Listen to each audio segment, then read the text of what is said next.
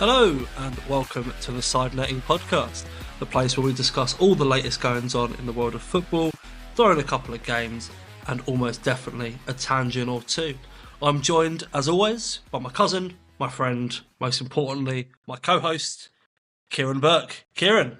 Good afternoon, pal. How are we doing on this very hot day? Potentially the last hot day this hot day. The last little blast of summer we've got, all going well, all good, settling back in the country, coping without the Premier League this weekend with the international break. That is why we're a little bit later on the week, as we thought we'd have a rest with no pressure from the Premier League this weekend. It's nice to not have the Arsenal result looming over you all weekend for once.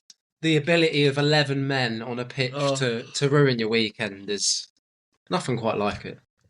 Yeah, at least to be fair, at least last week, the game was a win, but at least that was the end of the weekend. So you had the whole weekend to really enjoy yourself, and then you could have had a little dagger thrown at the end. When there's a Friday game or a 12:30 on a Saturday, your whole weekend's up in the air. It's gone. I do hate a Friday night game anyway, but that makes it even worse. The history of recent Arsenal history on Friday night games doesn't help that. But we mentioned Arsenal there. What we're going to do, with no Premier League to talk about, we've been quite good since the Premier League started on not putting too much pod time into Arsenal. So we're going to completely and utterly ruin that. It's about to change. And we're going to have a little Arsenal check-in across the start of the season.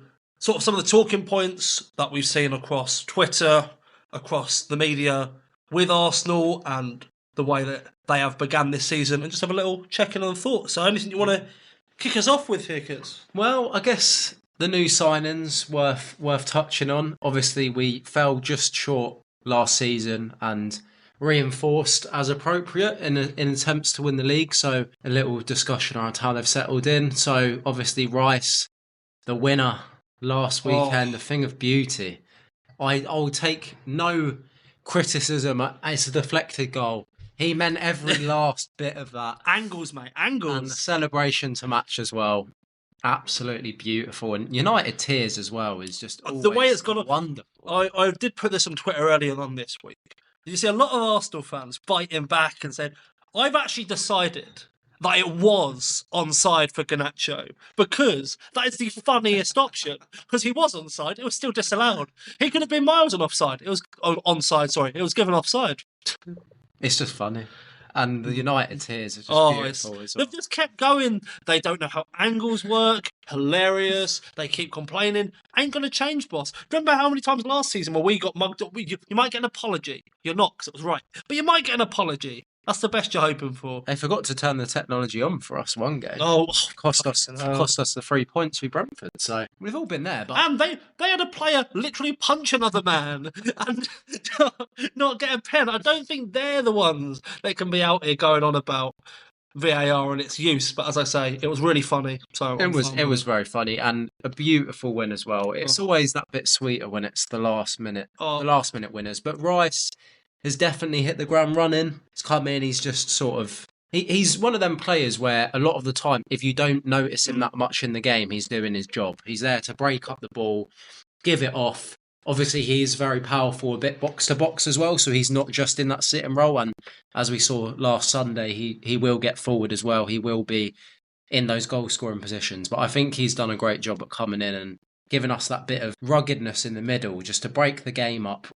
I think in particular that Palace away win, where without him we weren't winning that game because he just done a brilliant job of breaking the game up. And so much of the game seems to run through him some way, shape or form. He's so key. Yeah, considering he's played 4 competitive games for us, he's now already so key in that midfield. Yeah, and I think because he's bought into Arsenal and Arteta's ideas so quick, I think that's helped him hit the ground running as well, because obviously it helps he's not really had to have that adjustment new league that other signings do, and perhaps slightly unfairly that get kind of written off quite quickly. But obviously he's come in, obviously been at West Ham, done well at West Ham and just been able to hit the ground running. Other signings perhaps not hit the ground running quite as much. You almost feel bad for him. Like Kai Havertz And that's sort of, I know it's not the same thing 'cause he's been in the league for a long time, but it's a similar thing where signings don't always hit the ground running. They need a bit of time to bed in. And it's a conversation that me and you had before the season started, where there's a real risk with Havertz that if he doesn't start well, fans will turn against him because they already wanted to when he signed. Yeah. So they've not really given him much of a chance, and he's kind of proving people right at this point. Yeah. There's still a long way to go, and I think there's a real chance that he can turn it around. Arteta's finding a position for him to work where he can turn it around. But at the minute, like last weekend, he was once again so poor. Yeah. And what doesn't help him is for the last 2 games, Fabio Vieira's come on for him, and he's been phenomenal. Yeah. So, like, for me, this Everton game, and we'll go on to it in a moment with the next few games, but this Everton game, I feel like Vieira's earned his start over Havertz, and that won't help him. Yeah. Because the knock that will take to his confidence, Havertz, isn't going to help matters. So it's something that Arteta is going to have to manage. Yeah, it's one of them. You can't really afford to not hurt people's feelings just at the expense of keeping them in the team, and then you risk dropping points. It's such a competitive league that the margin for error in this league is next to nothing, with Man City bearing down on you at all time. Well, obviously we're behind them at the moment, so we're trying to bear down on them, but it's just the margin for you can't, if someone's not performing, obviously you don't drop him after like one bad game, but it's at the point now he's not really had an impact on these first 4 games, and probably had a negative impact on the game Sunday, missing a very good chance and then just kind of not really imposing himself on the game at all for the rest of the game. And as you said, Vieira's come on, and really surprised with Vieira this season. I was one of those. Vieira. I was one of those who probably did write him off too quickly last season. He just, like, he didn't have that kind of physicalness to impose himself. And then when he was getting the ball, like, I remember a game last season where I think we were drawing, it was last minute, and we had a free kick, and Vieira's just completely booted it off the pitch, and you just think, like, he's not got that quality, but proved me wrong, and probably a lot of other Arsenal fans wrong so far this season. So yeah, the overwhelming opinion I think with Vieira before the season started was alone would do him a world of good. Yeah, some consistent game time, earn his way into a team, prove himself to come back to Arsenal. And it feels like that sort of attitude has been a real chip on his shoulder in his last 2 games. He's come on. Yeah. And whereas with Havertz, it feels like there's been points in the game where players are almost playing around him rather than playing with him or playing through him. But instead, he's come on and he's really impacted the game. He's gone straight head into the game. He's having goes at the goal. Yeah. He's making passes, making plays. He's, as I say, he's impacting the game. He's making a difference. And that doesn't feel like what Havertz is doing. It's mad what a difference confidence makes, doesn't it? It's one of them, like with Havertz, if he got a little tap in first game, you're probably sat here talking about, because he's got the quality, but football is such a confidence-based game, especially when you're joining a new club. And as you said, you do feel a little bit sorry for him, but coming for big money, which was question marks already, because he was, maybe not unproven is the wrong word, because he's been in the league a while, but he was a bit of an unknown, especially the system we play. Will he adapt? So that he had question marks already, and coming from Chelsea, I think I said on one of our first pods, you're not going to get a lot of time from Arsenal fans. And the history we have of signing Chelsea players who then just turn up as mediocre. Like you look at Galash, you look at Cech, you look at Willian as those prime examples. Yeah. And unlike those players, Havertz has also come in, as you say, for big money. He's a player that needs to step up, and fans aren't necessarily going to give him the time that he may need. I think if we are looking at Christmas and he's still poor, like he shouldn't be starting through till Christmas, but I mean, as a player, if he's still poor at Christmas, when he's had this time to bed in, I think it's a different story. But right now, we're 4 games into the season. I think he needs a bit of time. I don't think he should be starting. No. I think that's part of it. I think Arteta does need to give him a pullback. Put Vieira in there, a player that has earned a start, has earned a chance, and you pull Havertz away from the fire a little bit, would be what I'd say. I think, obviously, the amount of games we're going to be playing is on Havertz's side, because even if he does get pulled out for league games, you've got, obviously, Champions League in there, you're going to have Carabao Cup games, Obviously, a bit later in the season, but from January, you got the FA Cup as well. So it's not as if there's a lack of games there. But as you say, the Premier League's so competitive. And just a word as well on Smith Rowe. What must he be thinking? Because he's not had a look in at all. And he would probably be a player that would be in that left centre mid spot, like fighting for that. And he's not even had a look in. So obviously he looked good in the under-21 Euros. I don't think fitness is a question. So yeah, it's a real weird one. It feels like something must have obviously talked with him going to Chelsea before the transfer window came up, and luckily that didn't come through. I just feel like there's something you're not seeing. Like whether Arteta's seen something, whether it's...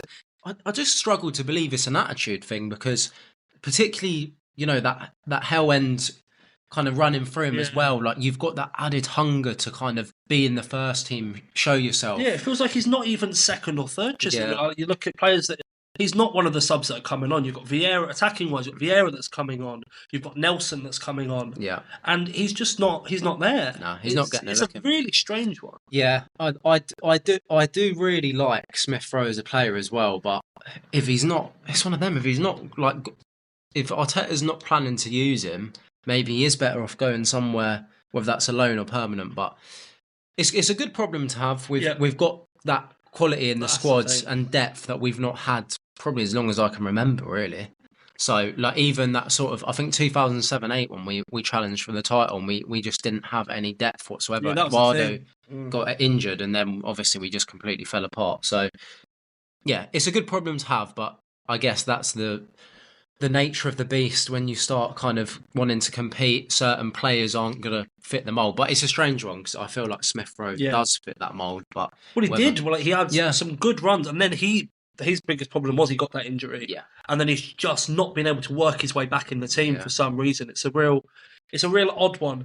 But you say about depth, somewhere where the Timber injury especially has played is we don't seem to have much depth in defence. No. I like that Arteta finally seemed to realise that playing the back four he did last weekend is our best option. Yes. Admittedly, an injury to Partey seemed to push his hand on that, but that was easily the best back four that we can put out. Seemed glaringly obvious. Well, without Timber, of course. Obviously, I think Zinchenko wasn't fully fit, but I think we're just overthinking it a bit. Like, the need to have an inverted fullback. Like, sometimes you've just got to go logically and play your strongest defence. And Gabriel came in and does what he does best, was solid. Obviously, he was another player there seemed to be a few issues with, and it did look like Arteta was trying to use his first couple games of the season where they are quote-unquote easier games to try that defence out a little bit, to make some changes here and there to see what works. Because he obviously tried Partey at right back before, if that's still a viable option, which I think was proved it's not. Yeah. When you have the midfield we do where, for me personally, Partey doesn't fit into it now. Yeah. He maybe wants to give him a workaround. I made my opinion very clear that I think Partey should have been sold during the summer. Yeah. Some of that not football related, I will admit. Yeah. But some of that also in the team as well. I think the way we're playing now is kind of with that one CDM. I think because of the quality of Rice, it allows you to have kind of two midfielders alongside him that potentially a bit more advanced. Yeah. Obviously, Odegaard's a shoo-in. He's there every week. It's just that question mark, as we've said, over that next spot. I think, as you mentioned about kind of lack of depth in the defence, definitely that is an issue. But I think the flexibility of our defenders to play multiple positions is definitely going to help us. You've got, obviously, Tomiyasu, centre-back, right-back, Ben White, centre-back, right-back. Obviously, Saliba, Gabriel were just solid centre-backs, can probably play either the left or right centre-back. Zinchenko probably slot into midfield if he wanted to. Yeah. So I do think we've got that flex. Obviously, Chihuahua as well, centre-back, left-back as well. So I think the flexibility of the defenders definitely helps. But admittedly, letting Tierney go as well seems a little bit strange with the kind of lack. But he falls into that category we were talking about a moment ago, where there was no room for the squad for him. He wants to be playing, and he wants to be playing. So that's sort of, as much as we like him as a person, and formally as a player, as a starter, just wasn't room for him. It doesn't work with the way that we're now playing, annoyingly for him. The last player conversation I wanted to have is, for the next few games, who do you start as striker? Who do you start through the middle? I think it would... The thing is... You personally, not what you think will happen. I'll be honest. I would stick with Nketiah. Purely, there's no doubt in Gabriel Jesus' quality, but I just think Nketiah's deserve the start. His all round games come on so much, like being able to play the ball into him, making it stick, getting players running off you. Something that he's not potentially had. Like he's always been a good finisher, and you know that from under 21 level for England and Arsenal, he's always scored goals. But I think the doubts a lot of Arsenal fans had over him was kind of imposing himself on the game. Obviously, he's bulked out a bit now. He's just general all-round game and fitting into our systems come on so much. And I think he's been class in our game so far. I think he's probably not got enough love from the first few games. And I understand it's difficult, obviously. Big Gabby Jesus up top. We signed him for, 45, 50 million. So he's a big money player. That obviously comes into a manager's thinking as well. He's come on and scored for United. Obviously, beautiful goal. Dallow's still sliding, I've heard. So tremendous. It's a tough one. Personally, I'd stick with Nketiah, but I would understand either way, whatever way goes. Obviously, probably slightly unfortunate for Nketiah, the international break coming when it has. Yeah. Because that kind of gives a bit of a chance for Arteta to chop things up a bit without too much reasoning. Yeah, the thing with Nketiah for me is my opinion on Nketiah for a long time has been he's a very, very good second choice striker. And I think he really proved that for me when Jesus was out in January and he had a good run of a few games and he just couldn't keep it up. Yeah. Whereas when he comes off the bench, that's where he works his best. Yeah. I think, not in terms of a similar player, but a similar mould. He reminds me a lot of Giroud. Yeah. Where when Giroud was starting, there just wasn't enough there. Yeah. But when Giroud came off the bench, he was the number one person you want to see come off the bench. Yeah. And I'm starting to feel very similar to Nketiah. I do agree with you. I think he maybe is turning that around a little bit with his performances the first few games. I think he's been class. But for me, I'd rather see Jesus start and then Nketiah come on. Yeah. Then I think the other way around. But as you said earlier, it's a very good problem to have. Yeah. Because when you're starting one of them, you've then got the other ones to come off the bench. No, that's a good comparison there. My only thinking is Nketiah is still young and he will naturally get better at certain aspects of his game. So that's where I think definitely agree with you. Last season when Jesus was out, obviously Nketiah started well and then we had that bit of a drop off. Yeah. I do think with him being, I think he's 24 or something, he's definitely still got, and although I think he is around 24, he is 24. Little fact check there. He is 24, but call me Richard Osman. He wasn't starting first team games regularly. That probably players like Rashford when he, using Michael Richards' terms, burst onto the scene. He was starting so many games, so his like development pattern's going to be so much different to someone like Nketiah, who was used more of a sub and now is like he's been drip fed into it, exactly, rather than fully pushed out. I think he's more of a late bloomer, and I think we will see aspects of his game come along. Of course, if he's starting more games, which I think was one of his arguments, like kind of early last season when he wasn't getting a look in. Yeah, that's the thing with Nketiah, and at that point, as you said about age. Like, usually you'd say 24, you should be at a certain level. But the way Nketiah's come through to Arsenal, at his current level, the next season or two, could be massive for him in terms of coming through and becoming a starter. As I say, I think for me, Jesus still starts. You bring Nketiah off the bench. The sort of point you're making with Havertz earlier, though, is the thing we've got so many games, is those Champions League games, you can experiment with that. I think the League Cup games you can definitely experiment with putting a lot more pressure on Nketiah, and that's where you can use these extra games a little bit. Either side, but if you want to ensure that Jesus is your starter for the Champions League because of how important the Champions League is, and then the games are either side of those Champions League games, you can use Jesus and Nketiah, vice versa. Talking of those games we've got coming up, Everton at Goodison Park, Kieran, next week. The way we've been slandering Everton on this pod, it's got a 1-0 Everton all over it. It just does. And away at Goodison. My hatred for Sean Dyche is going to come out in a real. I need to be kept under lock and key that day. I don't think we can go to a pub to watch that game because my hatred for that ginger absolute heathen is gonna fall out. But yeah, we've slandered Everton. I wasn't even meaning because of that. I'm just meaning because Arsenal's history at Goodison Park is horrendous. But yeah, now you say that, our anti-Everton agenda is gonna come crashing down around us, I think. And yeah, as you said, away at Goodison recent years, it's been awful. And now they'll be on a run of like, what was that crazy thing from? It was either last season or the season before. Oh. They'd lost like 10 on the trot, and then they played us and won, and then they lost like 6 on the trot after as well. So it's just one of those games that we always seem to under. Well, you think just last season where it was Sean Dyche's first game, and they beat us, and then 2 weeks later we hammered fuck out of them. Yeah. It's just the way it seems to go against Everton. So that is very much one of those games where you don't want to say it, but a draw would not be a disaster. Yeah. But we should be winning it because Everton are absolutely awful. They're dreadful.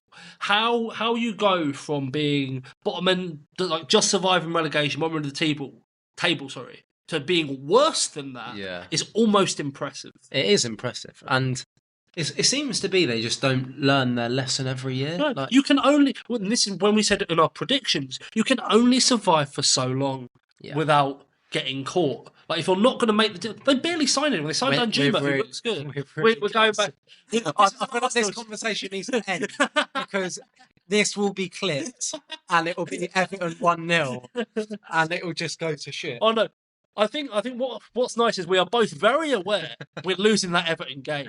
But that doesn't stop Everton being shit. They're shit, but they're going to beat us. We just have a voodoo curse on us at Goodison Park. God. And luckily, I think this is the last time we'll ever have to play at Goodison Park because then they'll move to their new ground. So hopefully that curse will be lifted. But even after that Everton game, then first Champions League game, it's PSV. Yeah. Hopefully we'll get some tickets for that. I think we both know what's happening there. That bloody ballot. We won't go into that on the pod, but the bloody ballot. Any Arsenal members will know the pain. Yeah. And then we've got Tottenham, Brentford in the League Cup, Bournemouth away, Lens in the Champions League, and then Man City at home, and then it's another international break. That's a little run, that. Yeah, tough run. I think going back to the Everton game, the momentum either way that goes, I think is going to play into that next run of games, which I hate to say because of our record at Goodison Park. Yeah. I think if we can just, no matter how we do it, if we scrape a win, I do not care. 1-0, 2-1, whatever it is, shitty OG, deflection. Win by any means. Just win that game and it gives us the platform because Spurs, obviously, Champions League aside, Spurs massively high on confidence. They're purring. Yeah. They're looking phenomenal, which is painful to say. So we've got to go into that game.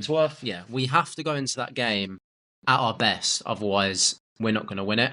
Another thing we've said on the pod as well, we said about our Everton slander. Yeah. We've also said every time Big Ange has been brought up, we've said, oh, yeah, he seems really nice. And then we've got the North London derby. We're going to hate that prick. Hold on, that is going to be half hour of Ange hatred, I reckon. But yeah, tough run. Obviously, Bournemouth away as well. Tough enough game, and then obviously City. Big.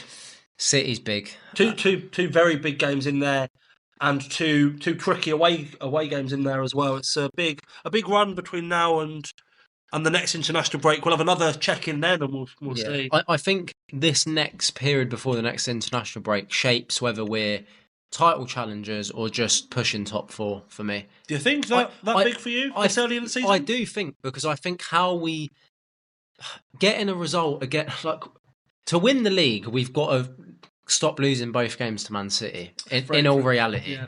So, and aside just from the City game, obviously you got Spurs and the Bournemouth away.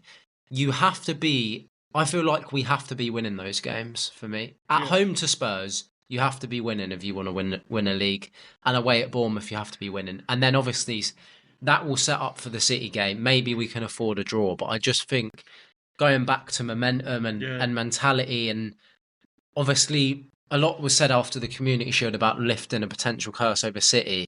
But I think until we do it in the league, that's the real curse. It's still there. We beat them in the Community Shield. What was it, 2020, maybe 2017? Yeah.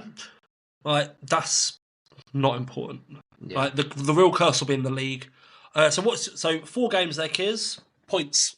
What are you saying? Put your neck on the line. I'm gonna go 9. You're going to say 9? I think we lose to City. I'd take 9 out of 9 from 12 of those games.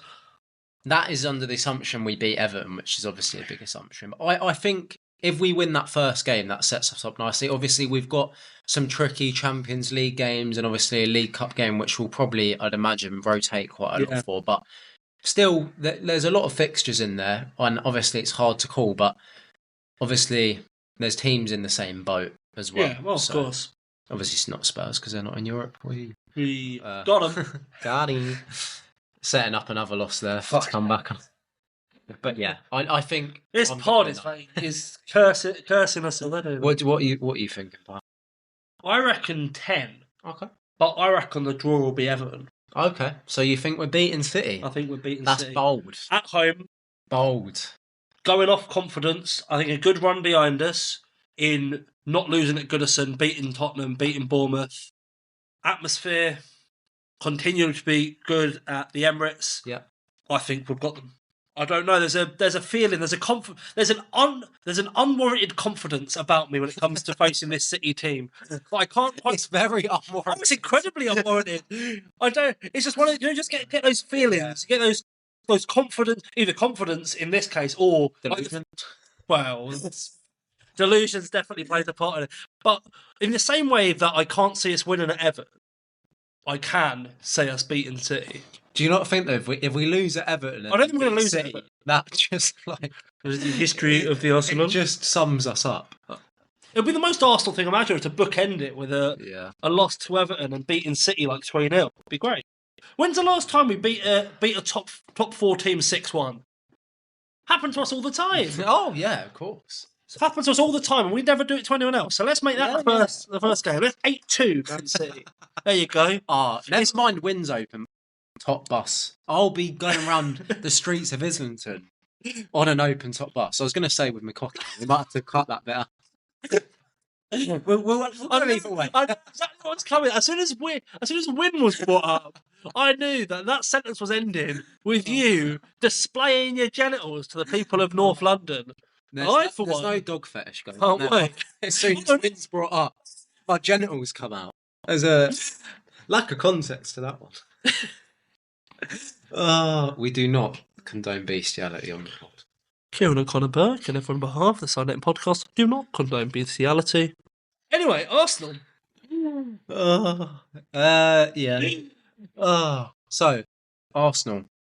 10 points from first 4 games. Obviously, tough run of games coming up. We're in a good position. Yeah, so we'll check back in next international. I think that's a nice little route we will go through there. Whenever there's a break in the football, international break, maybe at Christmas as well, we'll have a proper in-depth discussion on Arsenal. That way it doesn't invade the whole pod. Yeah. Be a nice balance. So those are Arsenal thoughts for the beginning of the season, and we'll see how right or wrong they are in the next international break. Up next, we'll have a little drop into Connor's big quiz before going on to our next five-a-side topic. So, up next, as we have a little break in the season, we'll see how much Kieran remembers about the first few games of the Premier League. So, Kieran, I have 10 questions, and you will pick 5 numbers, and the aim of the game is to get a minimum of 3, over 50% of your answers correct. And now, from today, we have a new forfeit to build up to when it comes to all of our games. So whenever me and Kieran have a game, the winner will get a point on the board. And whoever has the least amount of points, whoever's losing, as we go into our Christmas special drinks episode, will have a forfeit to be done, to be decided by the winner. So, Kieran, pressure's on. First points on the board. Let's hit that music. I'll go number 8. Number 8. Okay. Kieran, when Arsenal played Crystal Palace, they scored from a penalty. Who won that penalty? Who won the penalty? So Odegaard scored from the penalty in Arsenal's 1-0 win to Crystal Palace. But who won the penalty? It's tough. That is tough. It is tough. I did have to Google who took the penalty to give myself a little reminder there, but there's no easy points in this game. Oh, you're killing me here. I'm just trying to think. So we had our strange starting lineup. All I can think for some reason is the Eze penalty that wasn't given when he went down and we didn't get a penalty from that. Dangled a leg. Oh God, you're killing me here. Think of an Arsenal player, Kiz. Any Arsenal player? Well, it was in the Palace box. Who could it be? It was Nketiah, because the keeper, I think, went down at his feet and fucked him out of it. You say Nketiah? Yeah. Is that your final answer? That is my final answer. Locked and loaded. Locked in. That is correct. Come on. 1-0. Woo. Okay, number 2. I will go with number 3, please. I'm so glad. That'll be a table. Really. I'm so glad you picked this one, Kieran. Here we go. Complete the midfield. Oh, for fuck's sake. McAllister, Jones, and who else? And you have to say the name correctly. Dominic Szoboszlai. Oh, beautiful. Beautiful. You just wanted me to say that name That again. question was only in there. Just teed me up. Oh, beautifully done. And it was perfectly done. Big Dom will be delighted to hear that. I'll take the point. Oh, well, we're only 1 point away here, kids. 1 point away from issuing Connor numerous shots of rum. Well, it's only one. It's on the ladder. It's on the ladder. It's steps towards it. Okay, number 3, kids. To round it up already. I'll go number 1. Number 1. Who has more goals? Chelsea, Man United, or Erling Haaland? I knew the last option was going to be Erling Haaland. Right, let's think through this. United scored 3 in one game at Notts Forest, so I feel like they've scored a few, but then saying that they won 1-0 at Wolves. Right, how many Haalands scored probably is a good way to work this back. He's doing the maths here. I'm trying. So Haaland scored a hat-trick in one game. I think he blanked in another, and then scored 1 and 1. Or no, he scored a brace in one. I think he's on 6 goals from 4, which is outrageous. Looking like a kettle. Steam pouring off. Steaming up. I think Haaland's on 6. I think, United scored 3 in one game. They beat Wolves 1, so that's 4. They scored 1 against us, so that's 5. And I can't remember their other game. Chelsea, I don't feel like have scored a lot of goals. They beat Luton 2. I think for me it's between Haaland and Man United. Absolute shameless that this is even a question for. It is. It's really bad for 2 of them teams. That is quite funny. The fact that it's this close, regardless, it's shocking. I'm trying to think to what United's other game was, and I'm struggling big time. So the Wolves, they won 1-0 first game of the season. They lost 3-1 for us, so that's 5 goals. So it's whether they scored 2 or more goals in that other game that I can't remember. I'm gonna go with Haaland. Okay. I'm going with Haaland. Chelsea have scored 5 goals. Okay. Yeah. Man United have scored 5 goals. So Erling Haaland has scored 6 goals. It's a point on the board. What was the other United? So they didn't score in the other game I was thinking of. Must not have. I don't know what the other game was. Anyway, that's a 3-0 sweep there. That's an easy. Should we round up? Let's carry on. Let's go for the fun. For the fun of it. For the love of the game. I love this game. Okay, what's number 4? I'll go number 9, please. Okay. Name one of the 4 players that are joint top of the assisters table. Ooh. So 4 players on 3 assists. That's a tough one. Name actually. any of them. I can't remember an Arsenal player assisting many. If I was going to go, I'd go Saka, but I don't think off the top of my head that he has. I'll keep him as a maybe. I'm thinking teams. I think United have scored 5 goals, so that's not really many. City have obviously scored a lot, but they chop and change a lot. Alvarez, I think, has potential because I have him in my FPL, and I'm sure I've had multiple. I'm sure he had 2 assists, but then FPL assists are different to actual assists because I think he won a penalty in one game, and they gave him the assist. You know what? I'll lock in Alvarez. There's not much on the line this time, so I'll go Alvarez. There is a Man City player, but it's not Alvarez. So we'll leave that player till last. It's Matoma. Okay. It's Neto. Neto for Wolves. Yeah. Really? Okay. James Ward-Prowse. Okay. And the Man City player is Phil Foden with 3. To be fair, I wouldn't have got any of the other. It was a Man City player toss-up. I didn't think Foden had kind of started all the games, though, which kind of led... Because I know Alvarez has started every game. Anyway, we win some, we lose some. Indeed. And to round it off, Kears, are we going to run it close in the end or put on the emphatic statement? I'll go number 10 to finish. Oh, I'm glad you did, because I like this question. What was the name of the manager Wolves sacked before the season began? Julian Lopetegui? It is indeed Julian Lopetegui. A 4-1 trouncing for Kieran Burke there. A fantastic performance, some great knowledge on the start of the season there, Kieran. And indeed, a point on the board for you in our new Road to Christmas. Oh, I like it. Is it going to be a Christmas-based drink forfeit? Are we getting a little Baileys? Because I feel like that's too enjoyable. Well, that'll be down to the winner. I'll have to start having a think around what concoctions I can whip up. Yeah, so it's up to the only format is it's drinks based. Yeah. It's alcohol drinks based. Okay. So you can decide that they have to down a drink, they have to do a shot, a dirty pint. Full bottle of vodka. Well, we do that anyway. It's Christmas. It's Christmas. A full bottle of vodka followed by half a bottle of rum, because we're not fools here. Mix it up a bit. Yeah. It's up to the winner. The winner decides. Exciting stuff. So, the road to Christmas has begun with a 1-0 advantage to Kieran.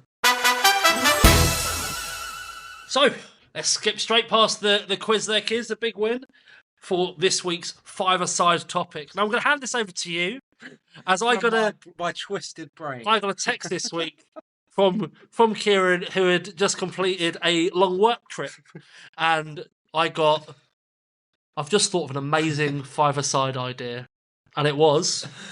Well, the air in Warrington tends to do strange things to a man, so let's just caveat it with that to start with. But I had a little think, and I thought the only logical five-a-side we could do this week was footballers that would lose in a fight to a Chihuahua.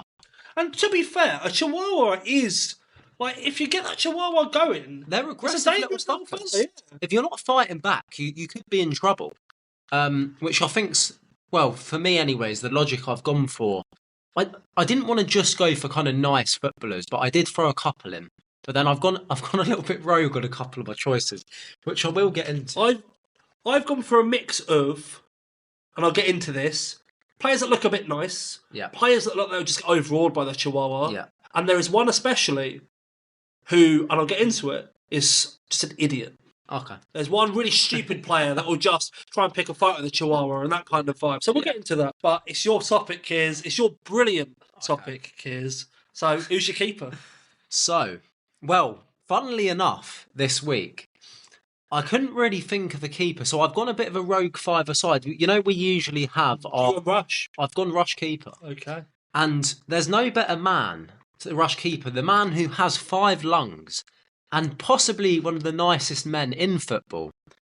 Ex-Chelsea midfielder N'Golo Kante is my rush keeper. I think that's an excellent choice. I think he's just too nice. Like, a Chihuahua's nipping at him. He has a little think. Should I fight back? No, N'Golo. Don't do it. And he'd be too nice to do it. And I think before he knows it... there'd be a switch there? I don't think there'd be a switch before he knows it. Like when he's making a gut busting run through the middle, and he's like, "Yeah, I've got to do it. I just got to kick this Chihuahua in the face." I don't think to kind of put it, he don't have that dog in him, but the Chihuahua will be inside him. Inside him, we're not eating him. Perhaps not inside him, but we'll be chewing away. No, not a bestiality based pot. I just think before he knows it, he's in a fight. You think he's just to do? He's, as we said before, the overall, it's just going to clap him out of nowhere and he just can't back away. Yeah, I think so. Okay. I have gone for a goalkeeper, and it's a mixture of looks a bit nice, but also it's just a bit placid. just a bit. Not a lot between the ears. Yeah, just a bit meh. I've gone for Robert Sanchez for Chelsea. I just feel like if the Chihuahua approaches him, is not quite the idiot player, but if the Chihuahua approaches him, we'll just think, oh, it's a Chihuahua. And then Chihuahua's jumping at him, he's got a Chihuahua hanging out his neck, and it's game over. Maybe the height as well. You know, the Chihuahua's nipping at him. Yeah, and he can't quite react in time. Exactly. Well, I think as he's shown for Chelsea, reaction skills aren't ideal. They're not the best. I've definitely gone for a little Robert Sanchez. So it's Robert Sanchez versus Kante in the goalkeeper battle. a bit unorthodox there. And similar pattern, defensive-wise. I'm pretty much all out attack here. Oh. And it's just because I had to get certain... Well, I say it's not all strikers, but I had to get certain players in. So kind of my more defensive player is Mohamed El Neni. And there's a bit of logic to this. It's not really that he's nice, but we all know the Egyptians worshipped cats back in the day. And I think his love for cats would get him in such a rage for this little dog that he'd be incensed. He'd be rushing around. No, but I think he'd go too much in, and the Chihuahua would kind of outwit him. Next thing you know, he's on the floor. The Chihuahua's ducking and weaving. Yeah, I think Mohamed El Neni worshipping cats will. So it's going to make this. Will cloud. It's going to make him judgment. So him worshipping cats will make him punch drunk because the Chihuahua's going to outmaneuver Mohamed El Neni. Yeah, and I mean that's a logical way to go, is it not? Now you pictured it, you can just tell that would happen. Okay. So I've not quite gone for being outmaneuvered by a wily Chihuahua. I've gone for Joachim Andersen for Palace. Okay. He's well known for flying his balls around the pitch, but I don't think he's going to be able to fly that Chihuahua around. Okay, gentle giant. Yeah, that's the vibe I'm feeling. I feel like he's too gentle.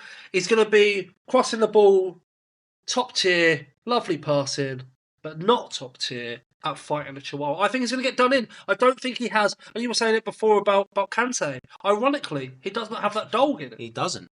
You know what? I can see it. I can see that. I can picture him getting his neck chewed in. Yeah, I can as well. And it's a beautiful sight. Happy Christmas. Next player, I've kind of gone back to a more sensible route, some would say, and gone kind of course, for this topic, you've got to think sensible. You've got to think sensible. So I'm going back in. Nice player, probably similar height weight.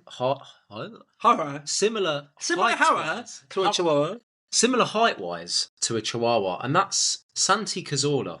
Oh, what a lovely no! We're not having. I'm not having Santi getting chewed in by a Chihuahua. I mean, the thought of that really does make me sad. But I don't think. Again, similar to Kante, I just don't think he could bring himself to it. He's getting away from the Chihuahua. He's the legs, and obviously he had the little skin graft as well. Oh no! I'm using that again. Taken from his ankle. I think the Chihuahua used that as a bit of like an Achilles heel. Ironically, and start chewing away. He'd start chewing away at that, and before you know it, he's deep in there.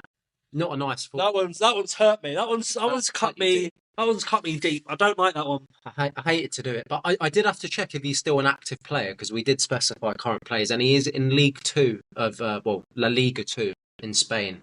Stay safe, Santi. That's all I'm going to say. Stay safe out there. I'm appalled, but I do get your strategy there. That he's just such a lovely fella. Yeah. But that smile, I reckon, Santi's so nice that the Chihuahua just think, no, I'm gonna the fight off. Yeah, exactly. He's gonna like all his mates have been like writing him up all day. Is like, oh yeah, Santi said something about your mother, and then he's gonna go up there. Exactly. At the tennis courts. 3 o'clock at the playground. He's gonna go up there. He's gonna say this really nice, smiley Spanish fella's like, he didn't say one of those things. These mugs have been riling me up. I'm sorry, fella. If anyone's diffusing a fight, it's Santi Cazorla. Yeah, I think he's diffusing it.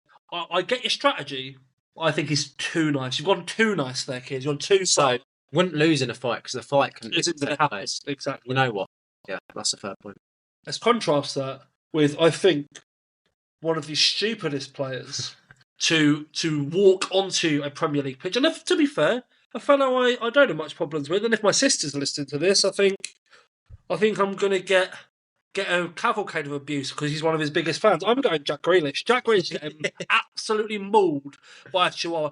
Jack Grealish is going to see a Chihuahua with rabies. And, oh, it's a lovely little dog. Go up, Chihuahua's getting him. Especially if he's battered as well, which... He I think when he's sober, but yeah, even sober as well. But even more so, if he stood outside he's in a nightclub, he's having a fag. Yeah. I don't know if stupid's the right word. He's a bit innocent for his years. I can just picture him out in Ibiza, and a street dog Chihuahua's come up to him, picks a fight. Yeah, and, he's not got much chance there, has he? Yeah, I don't think Jack has much hope at all. Poor Jack.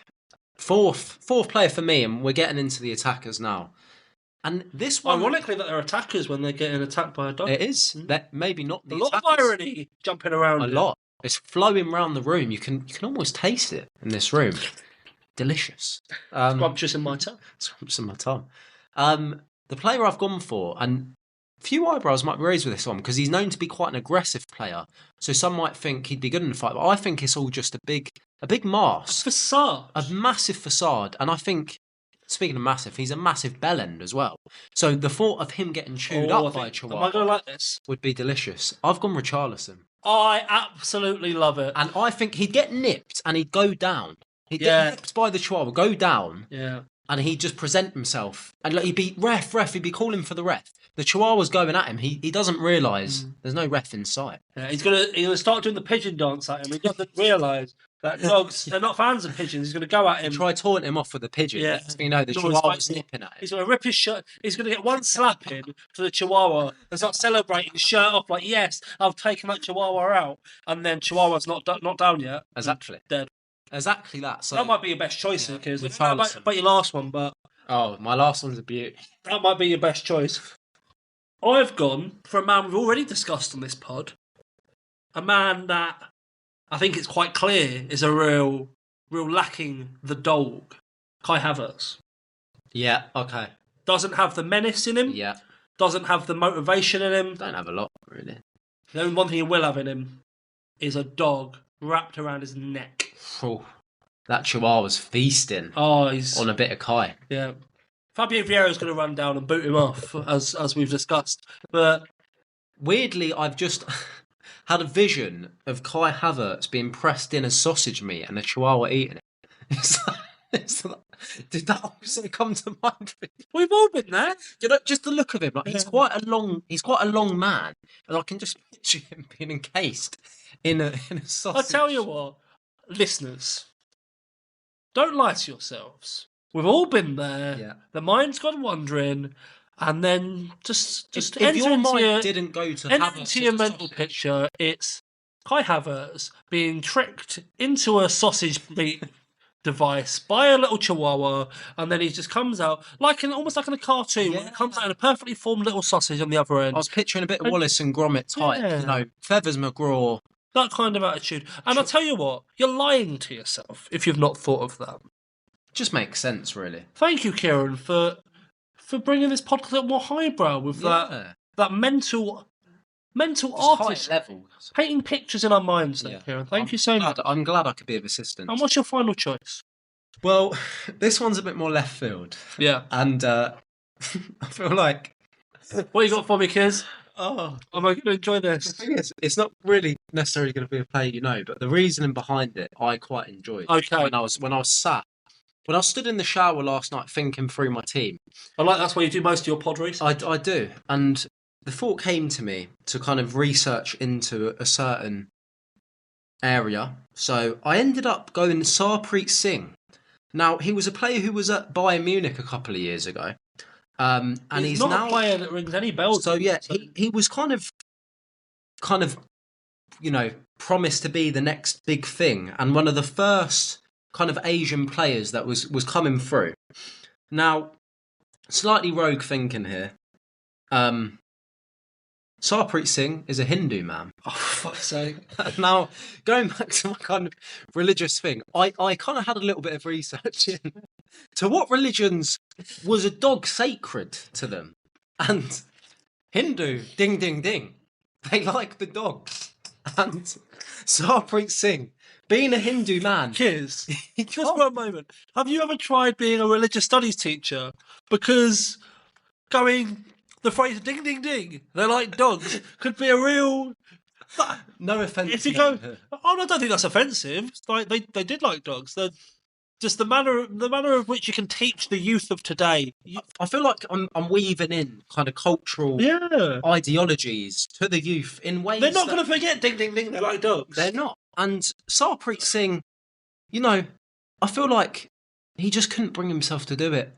Going back through his family traditions and roots, he sees the Chihuahua. He thinks, he starts getting down on his knees, worshipping this little Chihuahua, and he's just chomping him up. Yeah. And, it's no fault of his own. I understand that. But in your day-to-day life, Kieran, how many Hindu people have you seen that when they either have a dog or come across a dog, do they begin to worship the dog? They don't. That isn't a thing that happens.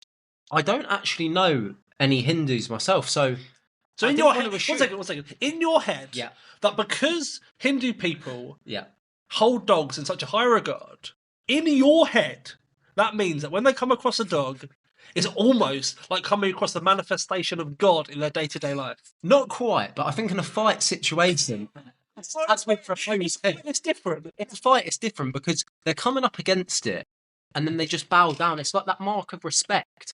I'm not saying, a dog's walking through the gaff having shit and they're bowing down. But when faced one-on-one in combat, they've got no choice but to bow down as a mark of respect. And I feel like Sarpreet Singh, I've not seen him much, but he seems a respectful lad. He's in the Bundesliga 2 at the moment with Hansa Rostock. And I feel if he's fighting a Chihuahua, there's only one winner, and it's not poor Sarpreet, I'm afraid. The Chihuahua takes this one for me. That's me throwing my glasses to the table there. Oh. Okay, when you brought this topic up to me, I thought it could go in many different routes. And I did not think it would end with you making the assumption that when faced with an aggressive Chihuahua, a member of the Hindu faith would feel so respectful. Not any member. Oh, very specific. Sarpreet Singh. So this is based on his upbringing, coming through the Bayern Munich academy. In the Bayern Munich academy, are they teaching that if you find something in high regard in your faith, that you have to bow towards it? A few worsts. A couple of worsts mixed in. Tenders you up a bit. You're not really in the mood for a so you're thinking currywurst. Oh, really? We've all been there. We'll do like a currywurst. That's very nice. Topic for another day. Yeah. Next 5-a-side. Yeah. European foods. Eat currywurst the quickest. Don't get me started because I'll really start helping. Oh, I wonder that could go in a couple of cancelable directions. So it's not any member of the Hindu faith entirely. It's very specifically one man who's taken his upbringing seriously. Yeah, I feel maybe too serious. Probably too serious. I feel like perhaps he doesn't know where the line is, and before he knows it, he's in a fight with a Chihuahua. His natural instinct is to pay his respects to that dog. So that was the thing. Okay. I think the start of that got a little bit tetchy, and then it got a bit worse. I think we've somehow dug our way out of it. Okay, that's good news. I do think Sarpreet Singh has to be in that team. If he's not, it'll be disgraceful to me. After that debate, I don't know why I'm even saying this, but my final man is ironically someone that looks like a dog, Bruno Fernandes. Oh, man, I'd love to see him mauled by a dog. Now, that was part of my thought was him getting chopped to pieces by a dog would be a real highlight of my day, week, month, or even my year, to paraphrase a Friends theme tune. Thank you very much. But just in general, he doesn't have the dog, and that is a repeated theme of my team. I feel like he's a nasty bastard. I feel like he'd kick a Chihuahua just for fun. Not even if he needed to fight it. I think he would if he could, but I reckon a aggressive Chihuahua is too much for that man. I've not got quite the detailed assessment that you had. That is disappointing. You've not thought this through. You've got not a singular Hindu man in that team. And I thought you said it was very specifically one Hindu man. It was, yeah. Because otherwise, you may be accused of tarring an entire faith with a... I think, if anything, it's showing that they're respectful individuals. I think you may be accused of kind of entire faith with a very unflattering, unthought out, almost foolish brush there. So it's not the entire Hindu faith. It's very specifically one man. I would disagree there, but yes, it is Sarpreet Singh in particular. Oh, sorry, it's Harpreet. I think I've been calling him Harpreet. My apologies. Sarpreet Singh, get to know, mate. You will be watching the Bundesliga 2 religiously now to see the respect of this young man. Yeah. Anyway, let's round up then, Kiz. Yeah. Well, Sarpreet's in first. I don't know. I don't quite understand what's just happened in the last 25 minutes. So let's sum up team. So we've got Robert Sanchez a goalie, so against Kante. I think it's probably by virtue of him not being a goalie. Yeah, I think we give it Sanchez. He seems quite a placid man. Yeah. And I reckon Kante has the legs to get away as well. That is true. Yeah, I didn't think that one through. Yeah. I just think Kante would be a bit oblivious he was in the fight in the first place. So he's kind of fight or flight wouldn't kick in. But yeah, I think I'm happy to go Sanchez. Yeah. So. And then Joachim Andersen, who was your defender? So I had El Neni in there. Again, it was more I feel his rage. Yeah, so El Neni against Andersen then. Very different reasons. I just think El Neni in his pit of rage. Even outside, to be fair, and I don't know why I'm making your arguments for you, but even outside of El Neni's faith-based argument, I think lock onto those luscious curly locks of El Neni. Yeah, that's a good point. And he's let down, and for that reason, I think that's enough of a reason, outside of his love of cats, to put El Neni in that team. Yeah. Yeah, I'm happy with that. Yeah, number 3. Moving swiftly on. As I sit here questioning every life decision I've made up to this point, Grealish against Cazorla.